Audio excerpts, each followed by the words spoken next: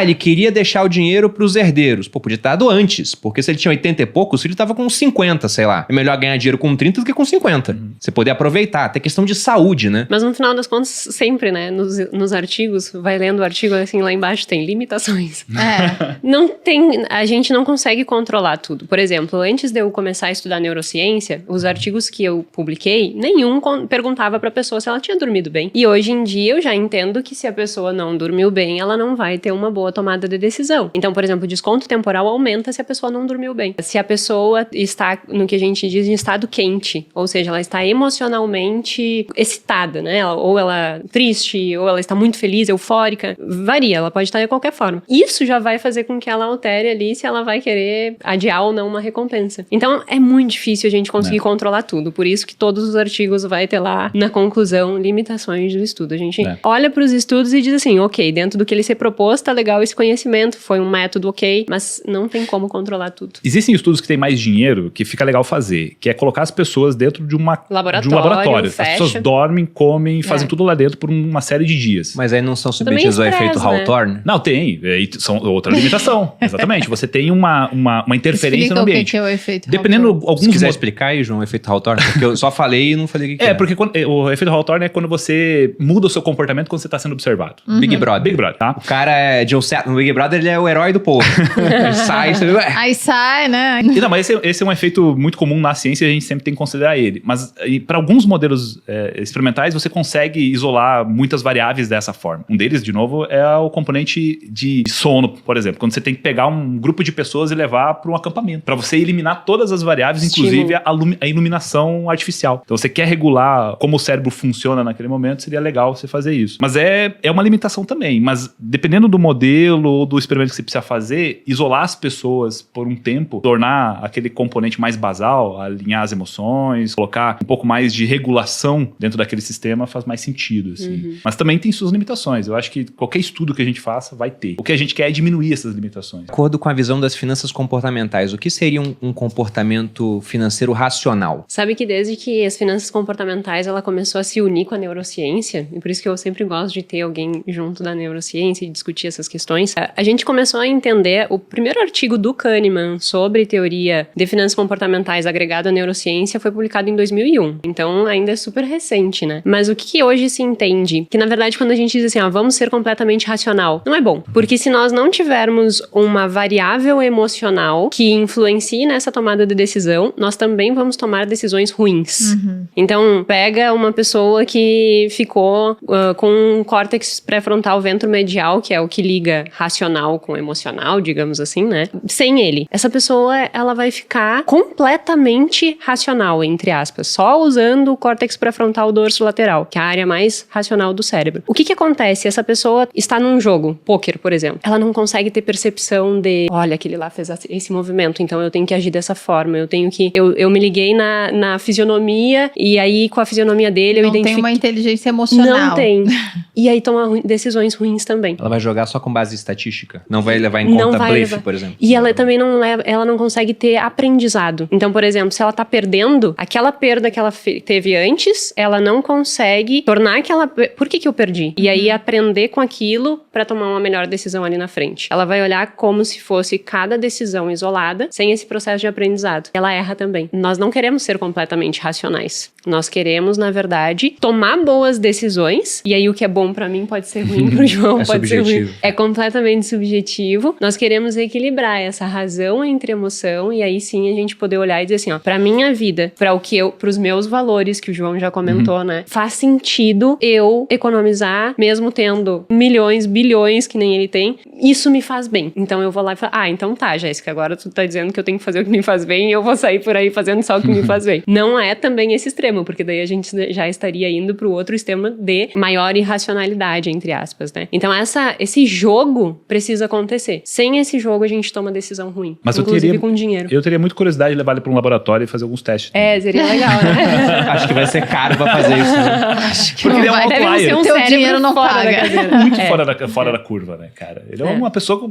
Quem é que é parecido com ele? Ou temos algum comparativo? O Charlie Munger, o sócio dele, morreu com 99 anos ano passado. passado comprado em bolsa. Eu achei que tu ia dizer Pensando assim, em longo Bruno. prazo, né? Eu.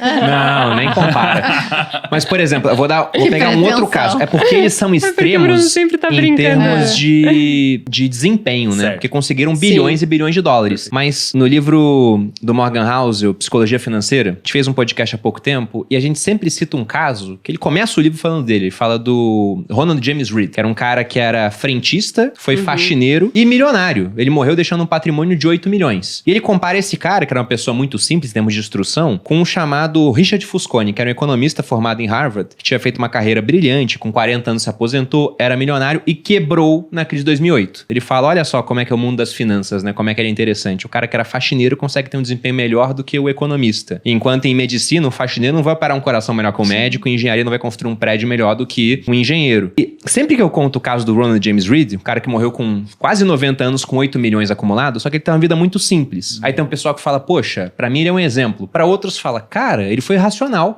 Ele usou muito mal o dinheiro. Ah, ele queria deixar o dinheiro pros herdeiros. Pô, podia ter dado antes, porque se ele tinha 80 e poucos, ele tava com 50, sei lá. É melhor ganhar dinheiro com 30 do que com 50. Você poder aproveitar. Até questão de saúde, né? A minha avó agora, eu posso chegar pra ela e falar, vó, paga uma viagem pra onde você quiser ir no mundo. Ela vai falar, eu quero ficar em casa.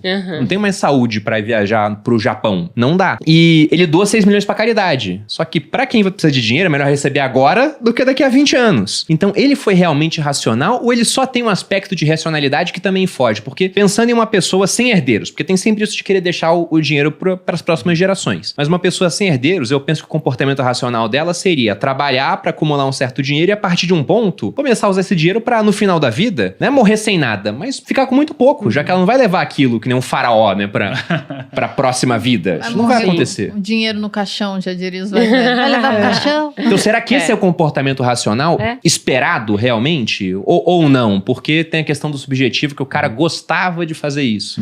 Qual é o nome do livro que você está lendo nesse momento? Morra sem nada. É o nome Ele do está livro. com. Ele tá pegado nisso. Quer fazer um podcast sobre esse livro? Ele tá pegado. por Esse isso livro que ele poderia tá. ser um artigo de 5 folhas, entendeu? Mas Ele ele escreveu segue. 150 enrolando pra cacete. Ah, meu Deus. Mas é um livro legal, ele dá umas ideias disruptivas, assim, Só que fora ele- do que a gente tá acostumado a ouvir. Certo. Ele ia pegar mal só botar 5 páginas. Não ia vender, não ia ser eu livro, acho não isso ia ruim, vender. sabia? Eu acho isso ruim, essa ideia de que, não, o livro tem que ter 150 páginas. Cara, dá pra lançar. Eu já li um do Hayek, que foi um discurso que transformaram em livro. Em 30 páginas. E eu acho brilhante a pretensão do conhecimento. Eu acho muito, muito bom. Mas hoje, se você lança um livro assim, vão te zoar, né? Mas Pô, sabe livro que de a 30 páginas. capacidade de escrever muito bem num espaço muito menor É mais difícil. Inteligência. é inteligência. É inteligência. Então a pessoa se escreveu 30 e muito boa, olha pra aquele cara e diz, tirei o chapéu pra isso aqui, porque não é fácil. Ia comentar alguma Mas coisa. eu cortei Eu ia- vocês. Não, Vai. eu ia comentar do Buffett. Eu ia fazer uma pergunta, eu não sei também. Será que ele tem uma versão a perda muito grande? Dói pra ele perder? Eu acho que não, pelo acho seguinte, que sabia? também. Porque, por exemplo, se a gente pega investidores, um dos vieses que mais prejudicam o desempenho é o viés da versão à perda. Porque o cara comprou Magazine Luiza, que caiu 90%. Certo. Aí o cara pensa, não, eu tinha 10 mil, agora eu tenho 1.000. A empresa eu tô olhando aqui, não tá legal, mas eu vou segurar até voltar. Só que pra voltar tem que subir 900%. Seria melhor ele vender aquilo e comprar, sei lá, Bitcoin, que pode dobrar de valor e recuperar uma parte do prejuízo, entendeu? Isso seria um comportamento, na minha opinião, que é um comportamento de uma pessoa inteligente na parte financeira. Só que pelo viés de aversão à perda, o cara não vende. E Certo. o Buffett não é assim. O Buffett comprou a companhia aérea, veio a pandemia, caiu, ele falou, foi um mau investimento. Ele vendeu e comprou outra coisa. Mas a pergunta que o Bruno fez e eu interrompi, e aí vocês não puderam responder, foi: será que esse cara que tá guardando dinheiro e vai economizar e levar o dinheiro pro caixão, né? É um cara racional ou não? Foi isso que ele perguntou. Não, tem a ver com mas essa questão é da isso aversão à perda.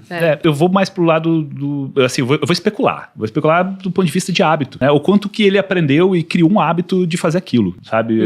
Porque, veja, imagina quantas vezes ele já repetiu as operações e quanto tempo ele gasta da vida dele se dedicando a isso. Seria muito difícil, talvez, pra ele, imaginando aqui no ponto de vista mais geral, de mudar esse hábito. Tá, beleza, ele não vai mais fazer esse tipo de coisa. O que ele vai fazer da vida dele? Morrer, né? Talvez. Pois é. É que isso é Talvez muito ele seria- valoroso, né? Talvez ele seria um cara bem triste daquilo que faz. É, com certeza. Eu acho que isso acontece, eu acho que é bem comum a gente observar as pessoas que trabalham a vida inteira pra se aposentar. Aí quando tá aposentado, tá triste. Tá deprimido. Lá, pô, mano, não tem nada o que fazer, tô aqui mal, não sei o quê. Assim, do ponto de vista que a gente falou antes, inclusive, eu acho que o cérebro, ele carece de atividade. Sim. Desafio quase que constantemente. E esse padrão de atividade, de desafio, de superação, de ver o que vai acontecer depois, eu acho que meio que modula o nosso comportamento pra quase tudo. Eu não vou dizer tudo, mas pra quase tudo. Isso vale desde o exercício físico, a alimentação, a qualidade de vida, a dinheiro, né? Ou seja, a gente tá sempre tentando entender o que vai acontecer depois. Fico imaginando ele habituado a fazer o que faz e Tirar dele. Quanto que seria Dolor.